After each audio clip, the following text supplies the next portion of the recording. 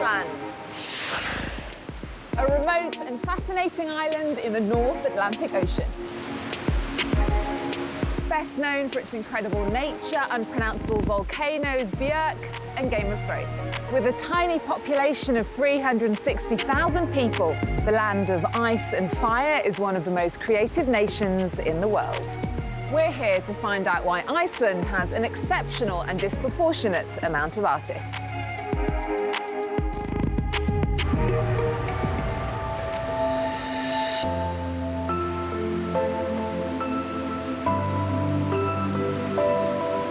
Where else to start than with some present-day changelings, born from a volcano under a glacier. That's the basis of Katla, the first Icelandic TV series on Netflix. It wouldn't be the first time that Katla completely devours someone and spits them out much later. It mixes mystery, folklore, and the supernatural. You believe them?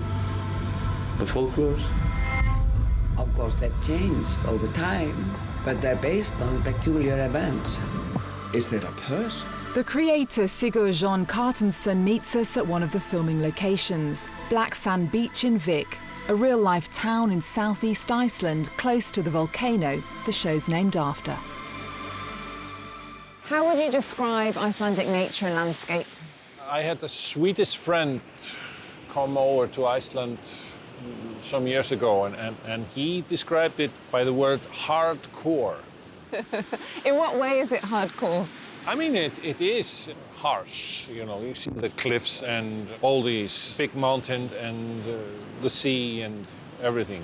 I think hardcore describes this pretty well. Some scenes from Game of Thrones were set here. Your new series, Katla, was shot here. Why is this place so good for the screen? It has so many layers, really. It's also dramatic. So therefore, you know, the scenery fits very well the drama we are making in TV shows like Katla and Trapped and all those things. How much do these surroundings influence artists in Iceland? I think very much. It reminds us of how small we are, you know, as human beings, and we try to match up to the nature. We try to match up to the mountains by making art. You tend to get dramatic in life, like your surroundings. Iceland has a tiny population, 360,000 people, but there seems to be an exceptional amount of creativity here. How do you explain that? You know, in the old days, like the early 80s, there wasn't anything to do here. I mean, we had like one TV channel and one radio station, and we just had to fill in the hole. Your latest series is called Katla. Describe it to us. It's an existential drama, or looking into the inside of the human soul. How is it possible she's alive? Dad, how come you're all acting weird? You appeared after having been missing for a year. Katla is also about modern-day changelings. How important are myths and legends in Icelandic culture? When we were kids, we heard those stories about the hidden people and the changelings. And of course, that's a huge inspiration. In Katla, we were just thinking, what if there was some reality behind this?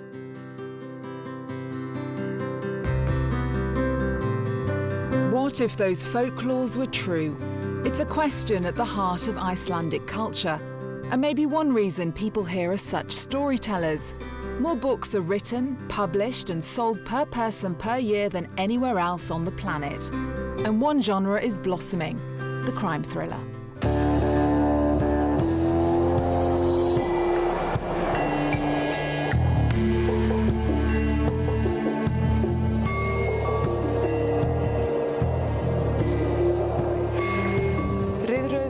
Í gervigígunum virtist skærlitari nú þegar mestöll jörðin var þakin þunnu snjóföli sem virtist hafa sest norðanmegin á landslag, girðingarstaura og sjálfan gáminn sem stóð utan sjónmáls frá veginum.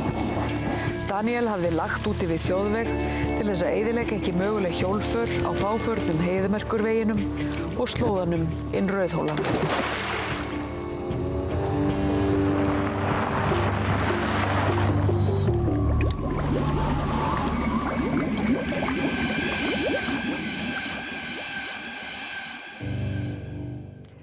Ég heiti Lilja Sigurðardóttir og ég rithöfundur.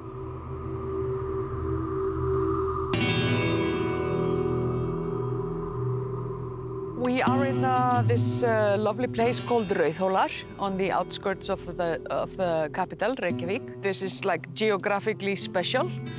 This is what happens when lava falls on water.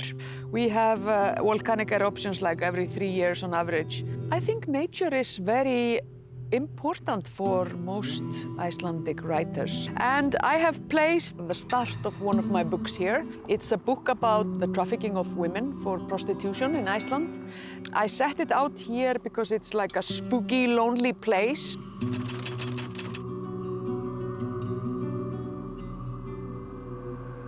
We have a very, very low murder rate, but we have quite a high rate of other sorts of crime. A lot of economic crime, a lot of sexual violence, like epidemic proportions. And Iceland might, look very nice and perfect from the outside, but there is a very dark underside here, like everywhere else. In the Nordic noir, in general, there's not a big belief in evil. It's more a belief in social problems that create crime.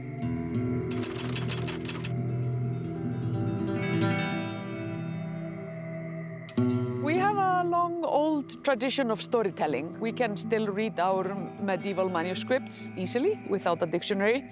The language hasn't changed for a long time. Maybe it's just a good pastime, in the long, hard winters where you have to stay inside a lot. You read books and you write books.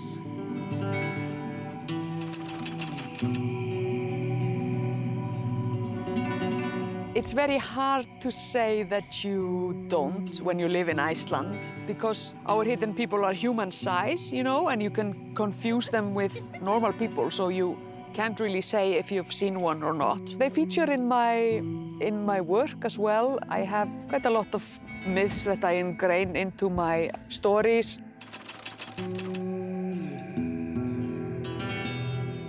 The land itself is very creative, It's a country that's still being born. It's coming out from the center of the earth. It's like a creative energy that's just coming from deep down in the Mother Earth.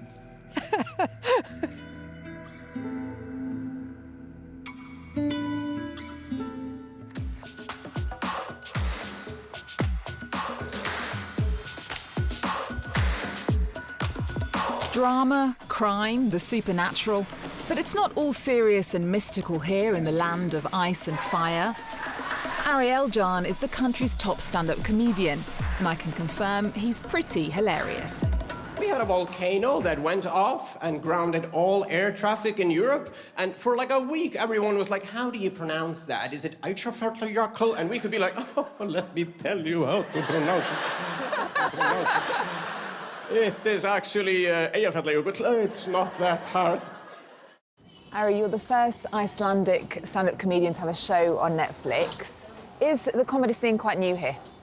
Yes, fairly new. There was nothing when we started in 2009. I think a few years later we started to get the first sort of open mic club scene thing going. So yeah, it is fairly new. 2009 was just after the financial crisis. Did that have something to do with the comedy scene taking off then? Yes, it gave us enormous material to talk about. We felt that we had such a long, horrible winter the year that happened.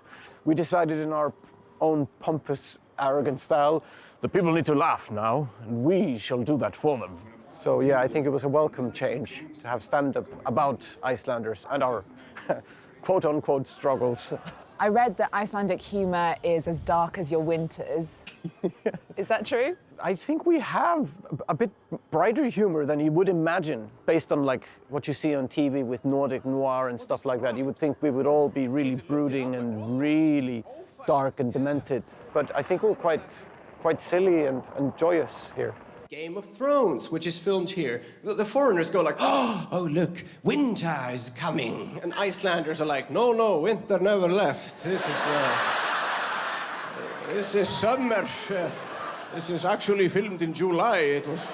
Your show, Pardon My Icelandic, breaks down some of the stereotypes about Iceland. What are the main ones? Few people and everyone's related, which I really don't like. But the ones that I try to push on people in the special are that we are disorganized and we have an inferiority complex because of our small population. We have the most Nobel Prize winners in the world per capita. 1. And just over a decade ago, we had the 4th largest bankruptcy in history. Not per capita, actually. One cliche I've heard about is that every family in Iceland has an artist in it. Your family is a good example of that. Your dad is a writer, your brothers are musicians. Just as an aside, your granddad was the president of Iceland. Is it true that every family is artistic? There is usually one artist in every family. Probably makes you less intimidated by it. And I think it was a great role model for me to have my dad writing books. I think that inspired me as a kid. A few years ago, a stand-up comedian was elected the mayor of Reykjavik, Jonna. What does that say about society here? It probably shows that we're not that much of a class society. This is after the financial collapse as well. There was not a lot of trust in politics and politicians. And I think in a way he put a mirror up to politicians' faces because he was very honest. He would not hide the fact that he had no idea sometimes what he was doing. Like, he decided to run as a joke, more or less. And I think people got a kick out of that here. I don't want to say that we're like more open than other countries. But yeah, overall, I think we're doing pretty well.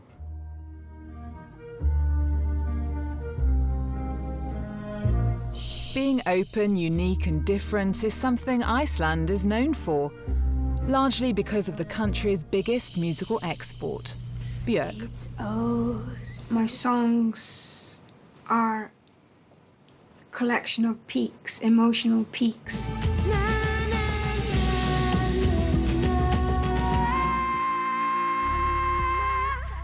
Björk has always been a very interesting character, and she has been a strong image and very influential person coming from Iceland in terms of Icelandic culture and Icelandic music, because she has always been dedicated to her roots, making an image for the Icelandic nation. And there are few artists that are 30 years later still important.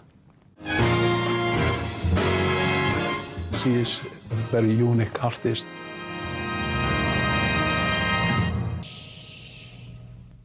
Björk is not unique in her Icelandic uniqueness, as we see in this incredible art installation in Reykjavik of synthetic hair, created by her friend and collaborator, the artist Shoplifter.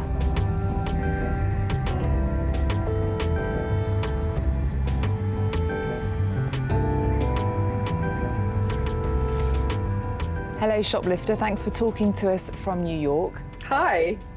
Do you feel being Icelandic gives you more freedom in your creativity? Icelandic artists, our work tends to be quite peculiar, and there's something different about it. And I think that there's a certain intensity, certain like explorative depth to it. We are very connected to the place that we're from because we are so isolated from other places. Because of Icelandic star Björk, the rest of the world sees artists here as unique and original. Would you agree? There's a certain longing and desire and wanderlust to touch the outside world. At least for me, when I was growing up, I was just longing for the world. You have to be really creative when you're in a contained, this island in the middle of the ocean, that kind of like with weather that's just beating you up and telling you to, putting you in your place. How important is arts and culture in Iceland? Culture is always close to you because the whole community is so small. You can't avoid being a part of culture. You have such an easy access to playing a big role in the culture in Iceland. So people are in like various bands and they're playing gigs, and it's kind of easy to put yourself out there and put your work out there.